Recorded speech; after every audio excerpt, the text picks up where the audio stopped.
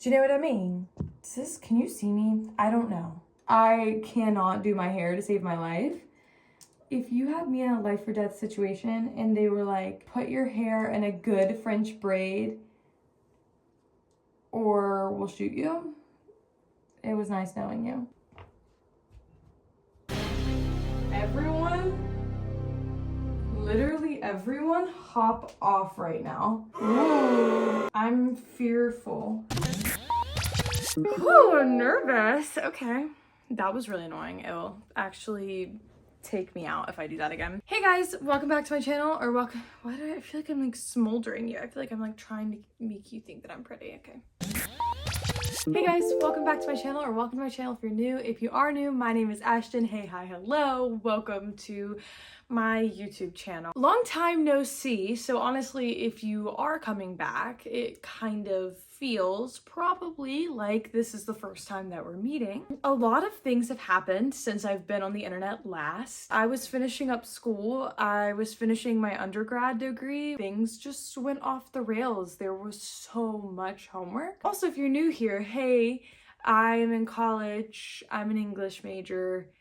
I'm about to graduate with my BA in English, and then I'm going to go back and get my MAE. So you may be asking yourself, well, Ashton, okay, so you've told me all this information, you've done all this, you've cut your hair, like, what are we doing?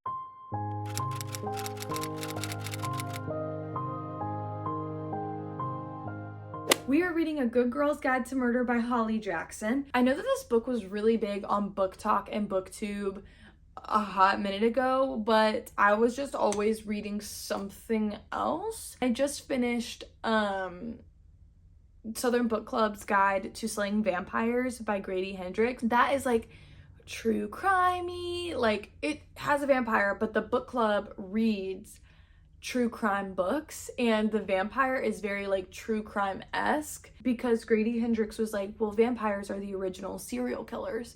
And so that really got me thinking, like, okay, period, like we were in true crime, kind of getting into it, and I was like, oh, like I want to read a mystery.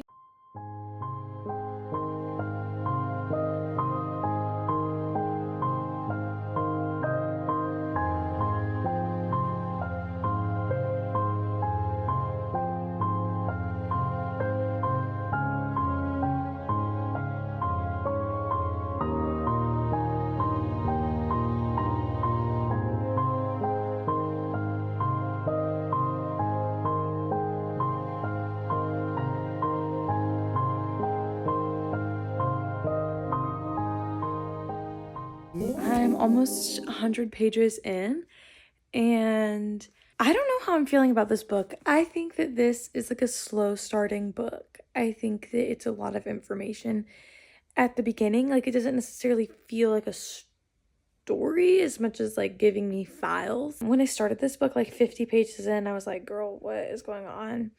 But now that we're at around 100, I'm kind of enjoying it. I'm kind of liking the characters. Hey besties, so we are 150 pages into A Good Girl's Guide. It's not 50%.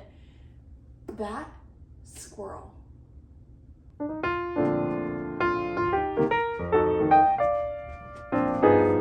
So far, so good. I think that things are like starting to pick up in this book. I'm really enjoying this idea that, you know, Ravi, as Sal's brother, can, like, his status as a murderer's brother can both exclude him but also include him. Like, it can get him specific information from some people and exclude him from information from other people, and I think that that element is really cool.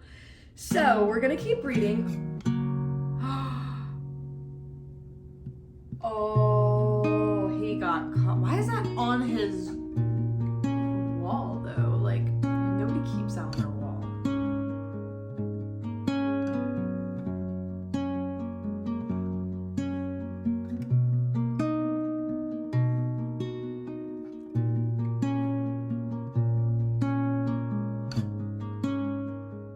Hey guys, so it's the next day. The ground is wet from the rain, and I just got a briar in my toe. is what I get for wearing flip-flops. If you know me, I like never ever wear open-toed shoes. But today I was like, no, like I'm gonna be different today. No, don't be different. Stay the same. I'm glad to report that I think we're gonna make it. That was just really scary. So we're going to my friend's house to go read with her. And I brought some water. I brought some sunscreen. And I brought, of course, my book. I have about I think I actually have less than 100 pages left of this book. No, I'm delusional. We have a little bit over 100 pages left. I'm on page 250. Y'all, stuff is going down. The plot is moving. And I have to say that I find the romance in this book to be very tasteful, because I feel like when people talk about this book, they're always like, OMG, the romance. And I'm like, isn't this like, this isn't a cozy mystery. This is like a murder. Like, what do you mean, like, romance? Like, felt a little tone deaf, but I'm seeing it now. So anyway, we're gonna go to my friend's house. She's already read this book. I'm excited to talk to her about it, and yeah. So I'll see you guys there.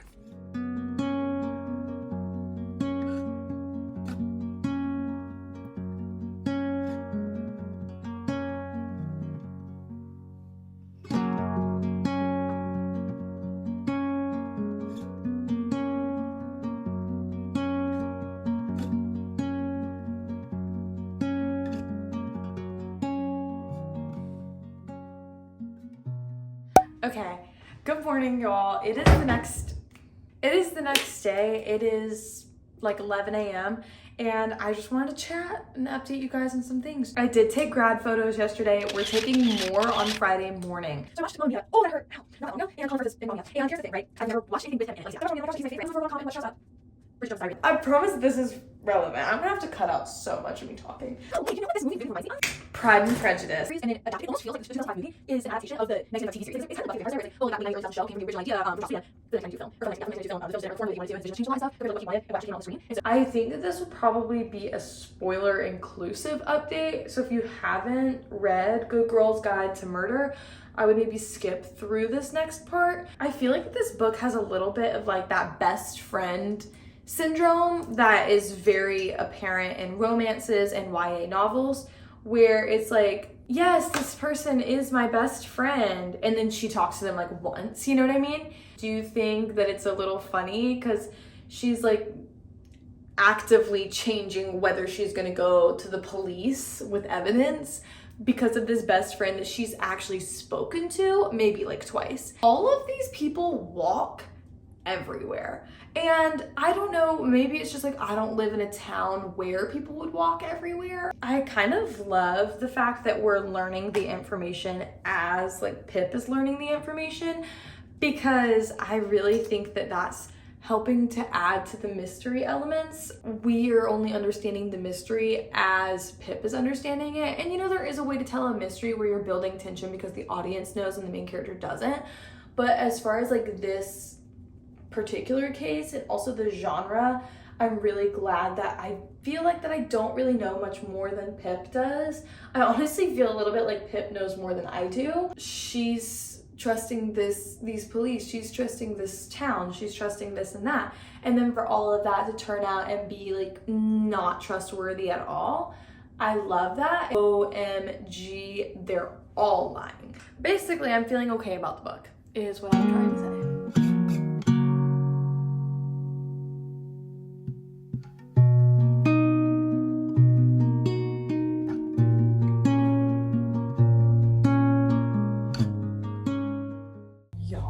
I should have known from the moment I woke up that it was just going to be tragedy after tragedy after tragedy, y'all. For reasons that I shan't disclose, I completely flooded the bathroom this morning, like literally like puddle on the ground. That was enough to make me crawl back in bed and just never ever show my face again. But I decided to persist. Then I set off the fire alarm twice. The washing machine low-key broke, like overheated, wasn't doing anything, smelled a burning smell. I was like, oh my God, like we're going down. We did not go down. Then I made pancakes, got the pancake mix on the burner, set off the fire alarm again, had to then turn that burner off. It was a whole thing. But the first thing I did this morning was finish A Good Girl's Guide to Murder. So I wanted to sit down and talk about it. So Good Girl's Guide to Murder, I gave 3.5 stars. This book follows a girl named Pippa, and she does her senior capstone project on a murder that took place in her town, and she's basically setting out to prove that the person that they said did it did not do it. When I started this book, I was a little freaked out because the beginning had like just like documents or whatever, like basically like evidence for her stuff, and I was like, oh, okay, I didn't realize it was going to be like this. Then as the book persisted, like the plot actually started picking up halfway through the book. I thought that Pip was kind of like going through everything for her best friend, Kara, whatever. And then I was like, okay, you never speak to her. But I feel as though like as the book goes on, you see a couple more scenes with her friend. Although I do think that it's a little weird that her friend like didn't pick up on the fact that Pip was acting differently. I will say that I feel like that I feel like that I don't buy that they are truly best friends and that Pip is like truly integrated into this family. And if you know, you know, but I just don't really buy that. Also, Pip has this whole like group of friends and did not remember a single one of them, did not remember a single one of their names. And by the time that we got to the end of this book, like she would be referencing her friends and I'm like, I genuinely just have no idea who that is. The thing though that really like knocked off the star for me was the fact that I felt like that the ending was rushed, especially considering that there's 2 other books. Like this is a series. This is not like a standalone mystery novel. This is like a series. These killers just like start fessing up to things genuinely. And I'm like, why are you confessing to every single thing? You're like giving her extra info that she didn't even know. And then like at the end, I just found that the end of the book was a little unbelievable. And I think that because I'm nitpicking it so hard, now I feel like I'm a book cynic because genuinely, I feel like the book is like a 3.5 stars. Like I really enjoyed some aspects of it. And I thought that like the mystery aspect and like the ball dropping kind of thing, I was like, what are you talking about? That being said, we are picking our second book for the challenge, and by picking, I mean I may or may not have purchased this book just the other day, and I literally cannot stop myself from reading it. We're reading Powerless. This is a book by Lauren Roberts, and I remember when Lauren Roberts was writing this book, like I remember being on her TikTok For You page, like while she was writing this book, and I remember like being really interested and intrigued by the plot and stuff. I feel like this book is either going to be like really good or I'm gonna hate it. This is making me feel like Red Queen, Hunger Games, like this is making me feel those same things that like those early like fantasy and dystopian books made me feel. Listen, and that sounds like it's gonna eat.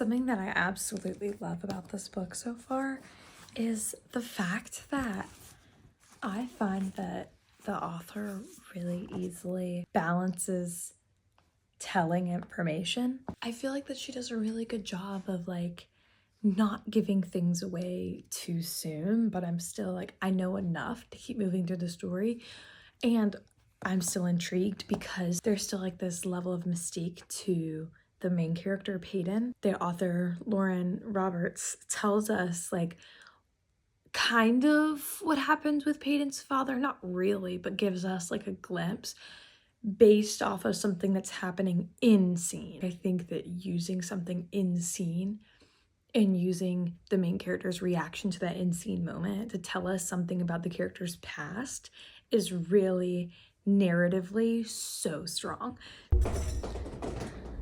Bad news. Things have taken a turn for the worse. Not in the book, just I feel physically ill. The update is that I'm about to make breakfast. I'm sick, and I'm 190 pages into Powerless. This book feels like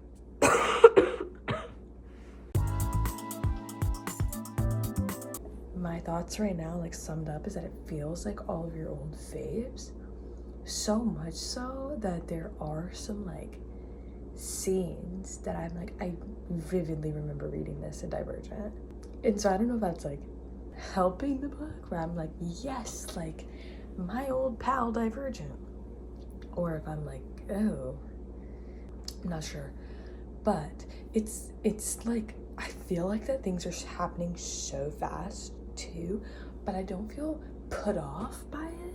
It feels like that it's starting where like a third book in a series would be starting, or a second book in a series would be starting, but we're starting there in the first book, but not in a bad way. So I'm really excited to see what she's doing with this, because okay, let me put the dust jacket back on so we can chat, because y'all, hey besties, long time no see. So basically, if you see white in my hair, don't mention it. Is that my dry shampoo? Yes. Don't say anything. I actually finished this book last night, but I read the majority of it while I was super ill. Powerless. Let's talk about it. This is going to be spoiler free, and then if you want to hear more in depth, like line by line, like chapter by chapter, intense thoughts, let me know. I'm thinking about starting a podcast with one of my friends, and she's also going to read this book, and I really want to talk about it with her. So I might give my in-depth thoughts on that whenever it's created, hopefully sometime this summer. Powerless by Lauren Roberts. So I gave this book 4 stars. I feel like I can give you guys a better like summary of the book now. This book follows a girl named Peyton Gray. She's an ordinary in a world of elites, pretty much. Basically, a long time ago. Okay. A long time ago, COVID hit. No, I'm just playing. There was like this plague or something like that, and the plague like gave people powers or whatever. And then as time developed, those people called elites. As time developed, like those people started to get infected by the ordinary people, like the people who don't have powers, people who didn't get powers. And so basically, to make a long story short, they started exiling / actually just murdering all of the ordinaries. And so Peyton's father was an elite, and he kind of trained her to have this like mundane psychic ability that she could fake really easily. And so she's basically disguising herself as an elite in the world that she lives in. Except one day she just so happens to save the life of the prince of the kingdom. She may or may not get like thrown into a set of trials where elites compete to the death pretty much for honor. Firstly, the characters. I actually thoroughly enjoy these characters. Like, I love Peyton, and I think that Lauren Roberts does something really unique here where she gives a lot of herself into the book. Like, I think that Lauren Roberts's like voice comes through so clearly in this novel, and I think it's partly because like it is that like first person, so she's kind of able to easily interject like thoughts and feelings. And what I really enjoyed was like humor. Like there were many moments in the book where something absurd would happen and she would like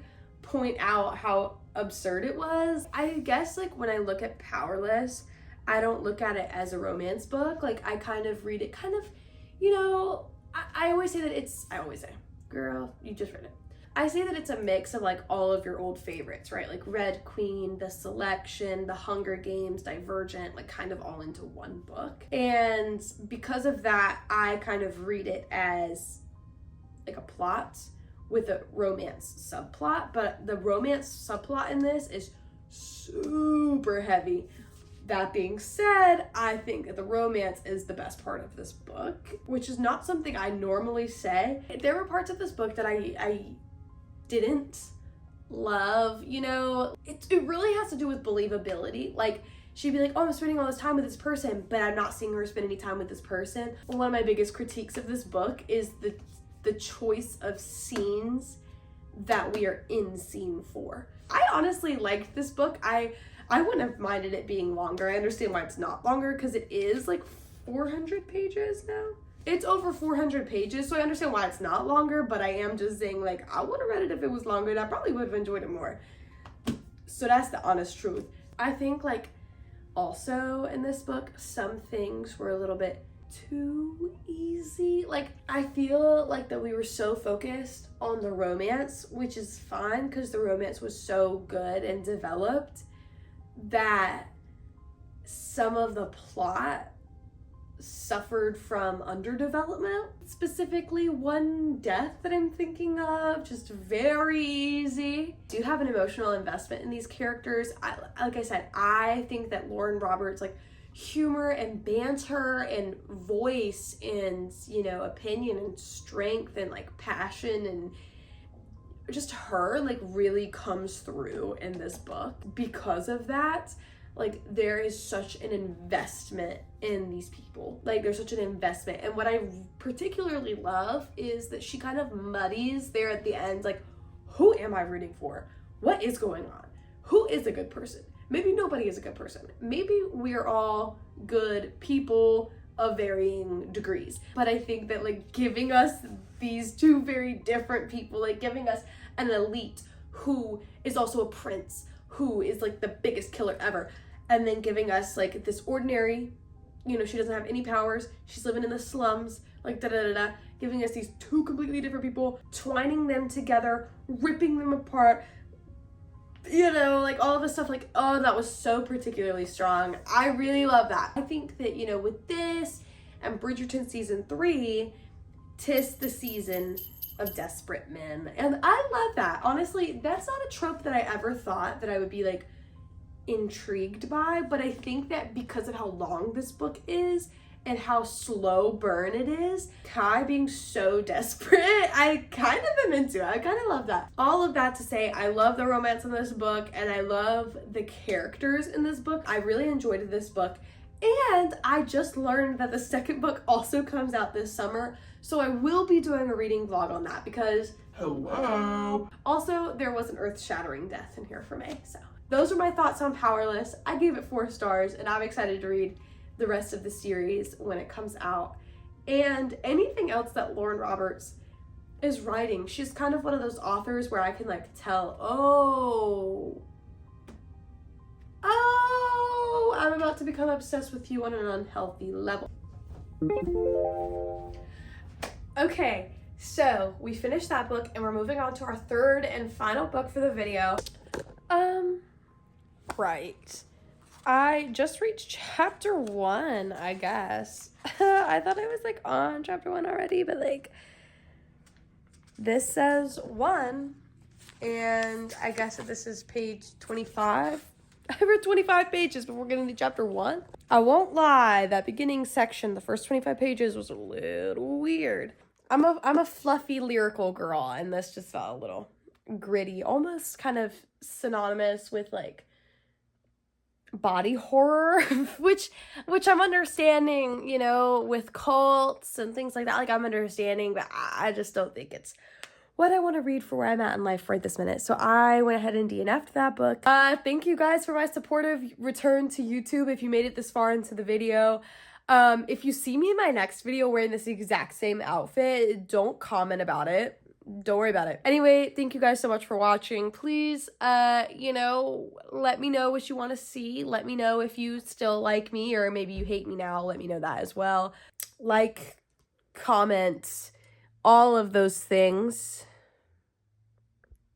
I'm just playing. I'll see you guys when I see you, okay? Bye. Mwah.